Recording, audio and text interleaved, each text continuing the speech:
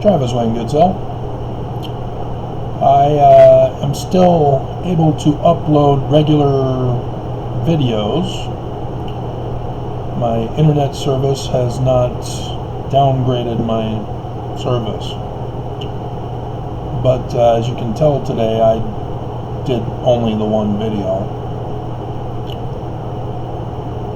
And it's not my last video, it's last testimony.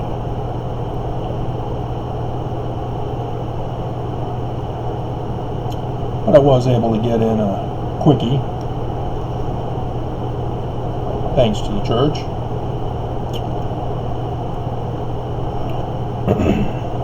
Those I can do on a regular basis. It's just covering the church, exposing them for their crimes, is requiring a little more in-depth information, at least until I get all of the segments out of all the talks. That's a project in and of itself. But I'm very troubled by the apathy of the majority of my viewers. Now, I said majority. Yeah, I know there are those who are supportive. But the majority just watch as I get assassinated, as if it's some kind of spectator sport to view.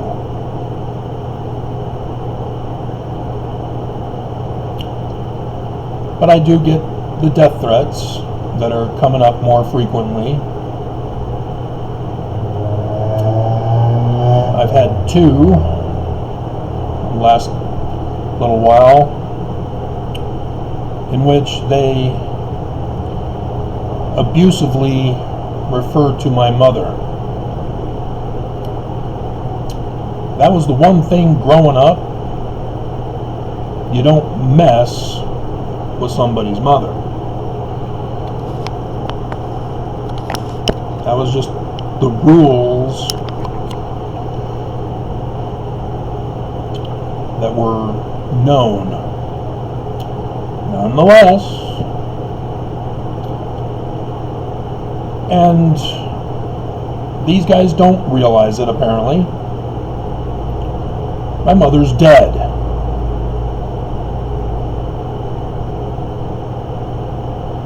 I did the video last year, December 21st.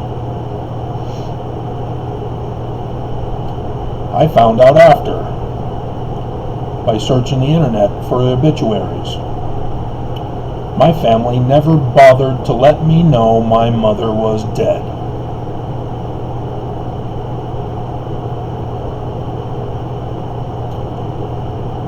So when I say that the Mormons are the most evil people on the face of the earth, that's not hyperbole. I've got the receipts.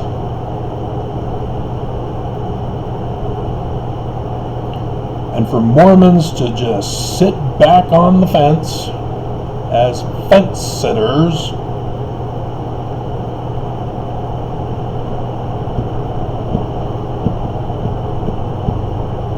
and just watch as I'm exterminated is a case in point.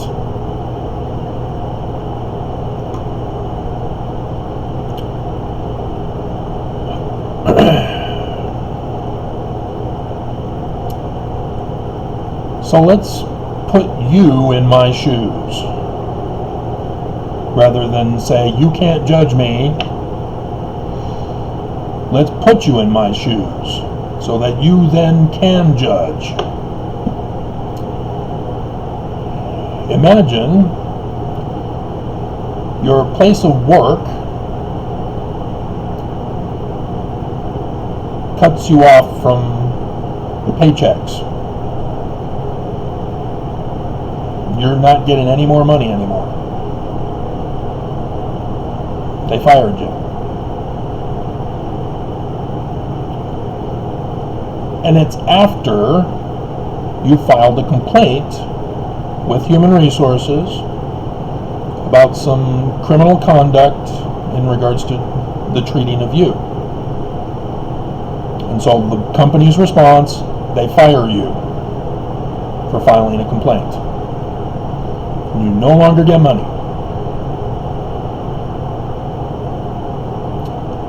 And so you do all sorts of complaints and attempts to rectify the situation. You get ignored.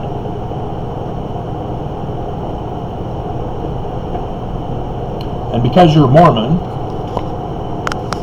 you had a dear supply of stuff, so you're able to last for, several more months as they attempt to evict you because you don't have money coming in anymore.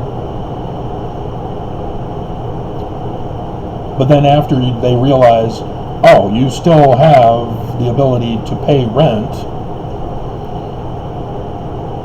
then they come out with false accusations.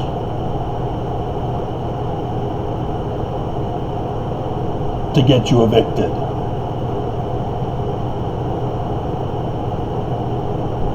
And it's all hearsay. That's what witnesses are. Witnesses are supposed to support the evidence, not be the evidence.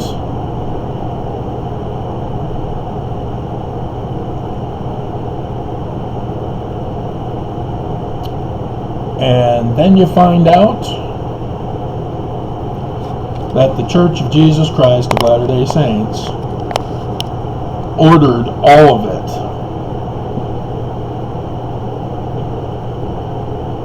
Because you're not getting any money, you can't move. You get kicked to the curb. You realize that what they're doing to you is not just an assassination, but they're trying to erase you from history.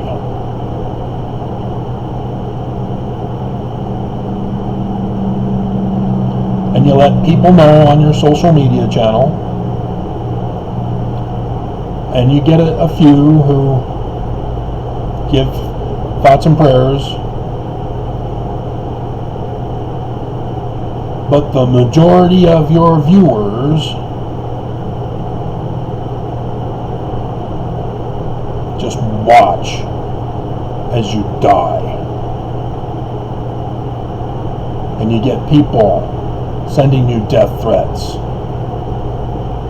victimizing you as a victim, and putting thumbs down because they want you dead too, when they're not even involved. All of a sudden, everybody's casting their vote as if it's a reality game show. Do you live or die? Put your vote in now.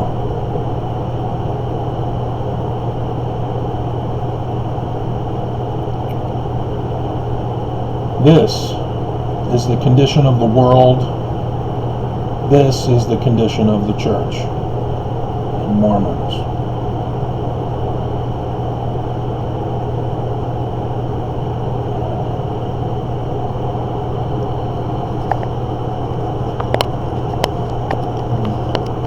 There are certain groups of ex-Mormons who protest the church when it suits their agenda. When I was first divorced, having just moved to Utah, and was attending the singles ward, younger singles ward, I was instructed by one of the leaders of the ward about how there are all different kinds of Mormons here in Utah. Some of them were Joseph Smith Mormons, some of them were Joseph Smith Mormons for what was published after his death. Then there are Brighamite Mormons, and then there are branch-offs, and I was surprised. I didn't know any of that. Born and raised Mormon, didn't know any of that.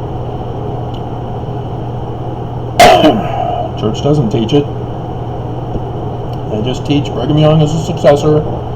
Church is true, everything's fine, all is well in Zion. Pay your tithing. Sacrifice your life to defend the church, because the church needs defending, apparently. And I can understand people being afraid of the church if they honestly believe Jesus is the head of the church. But when a church does not follow the principles of the recorded Jesus character, it's a red flag that not only is the church not true, but that Jesus as a supernatural entity likewise is not true. He's not leading this church.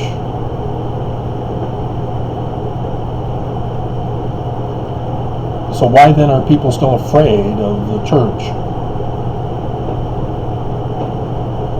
They cave when there's pressure, though if it's a minute amount of pressure, they'll pretend to cave and then make changes that are worse. In the temple in 2019, women no longer wear the veil. Women no longer obey their husbands. They now obey God. But again, there is no God. So women then obey the prophets, and the prophets say, obey your husband. Family proclamation. And then the law of chastity, they're setting us up for polygamy.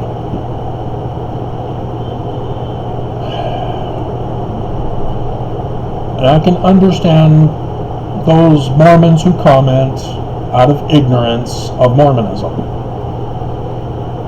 You know, the tithing video I did is seeing a boom lately. And I have gotten a couple of comments telling me to remember Malachi.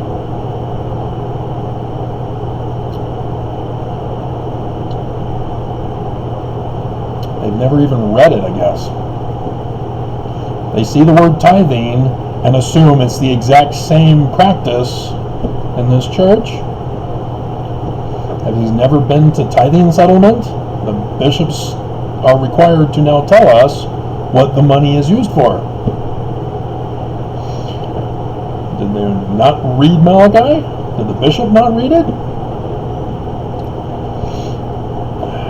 What is a storehouse? We have bishop storehouses. Are those the same thing? But those are for fast offerings. You know, people just don't think. So I can understand ignorant Mormons and how their ignorance leads to hate comments based on ignorance. That tends to be a societal condition where you have people who are uneducated. They tend to be more angry and violent when questions of intelligence come up. They get defensive because of their ignorance. But for people who are knowingly evil, there is no greater evil than that. To just take a person's life or allow a person's life to be taken and have no response, or a response of cheering and joy that that person is slaughtered and exterminated.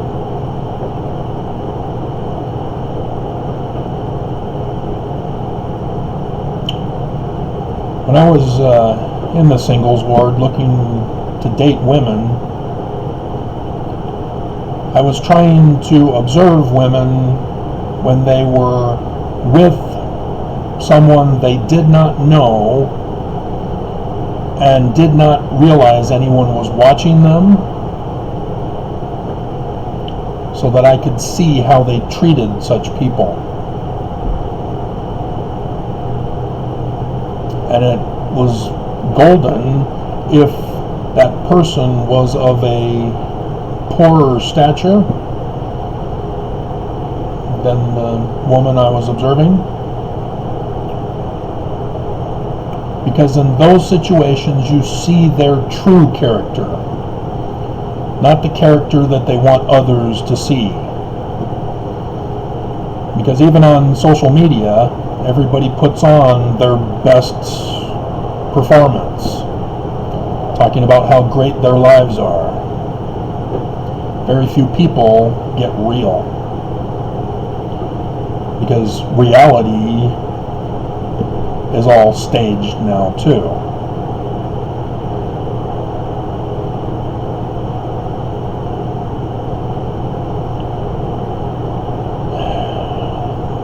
Collapsed civilizations, right before the collapse, had this same type of social viewing of deaths of innocent people, where they cheered, where they just watched and did not do anything to protest or intervene. And then the societies collapsed. America is at that stage. The church is at that stage. And I can understand those who have been with me for quite a while. I can understand your frustration, because I'm frustrated myself. This has been a long 7 years. We still have 2 more years to go.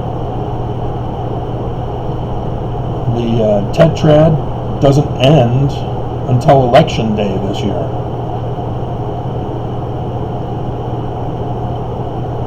But for those who have been paying attention, just look back and realize what has been revealed for the latter days. We now know in retrospect. From the 2016 election, including the 2020 election, the death of Monson, the identity of the Great and Abominable Church, the desolating sickness that just surpassed 1 million today.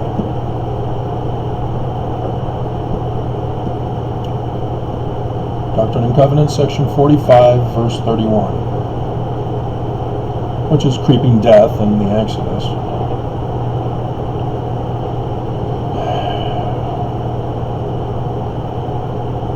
And the war.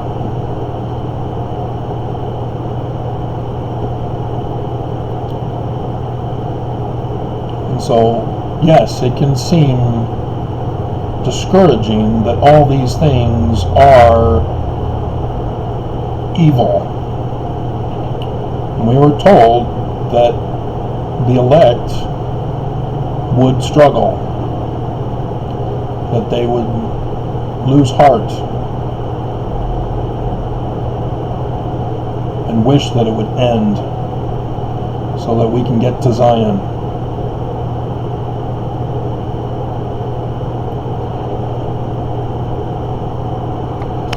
Because nobody wants to be around people who want them dead. Nobody wants to be a victim of abuse and crime.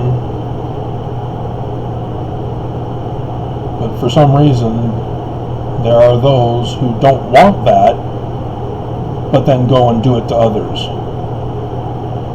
or support others doing it to people.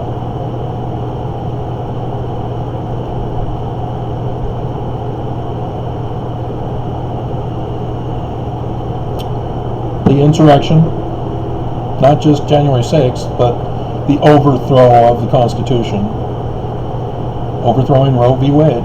I did the video. That's all part of overthrowing the Constitution and the rights for women. Women will no longer have a voice. They will become property again.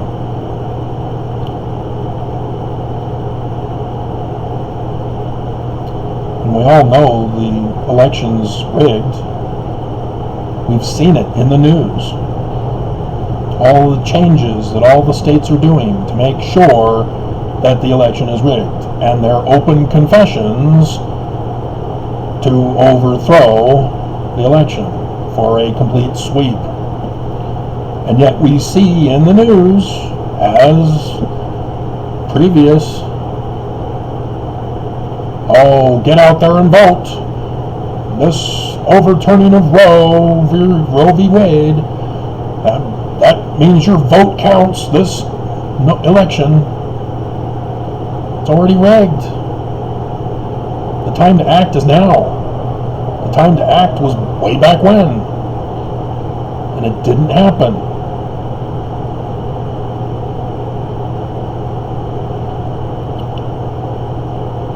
You guys rejected Captain Moroni. You guys rejected the Exodus.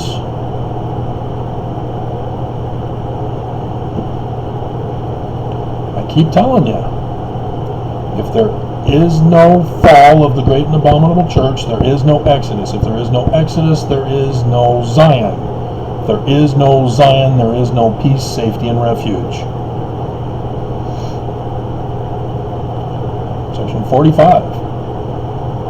We will be forced to be at war against our neighbors. And we already see it happening.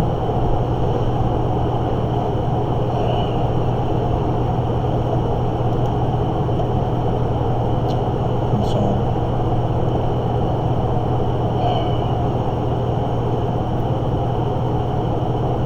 this is a sad fate we are in.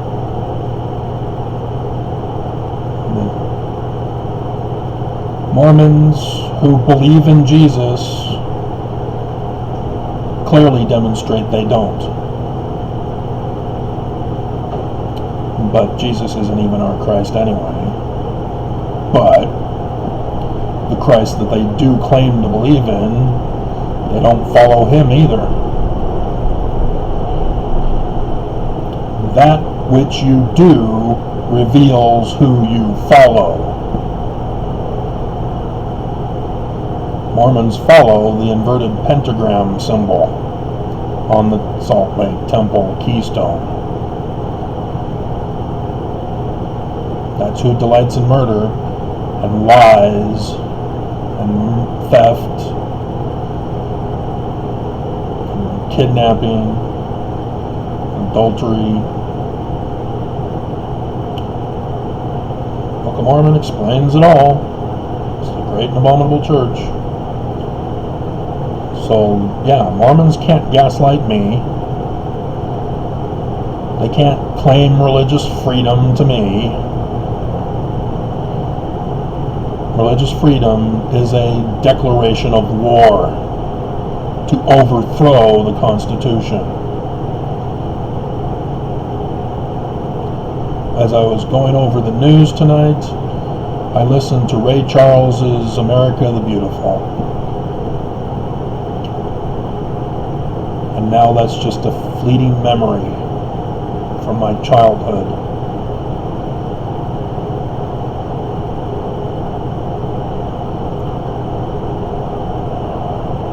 This is not America. From the Falcon and the Snowman soundtrack. I believe it's David Bowie, isn't it?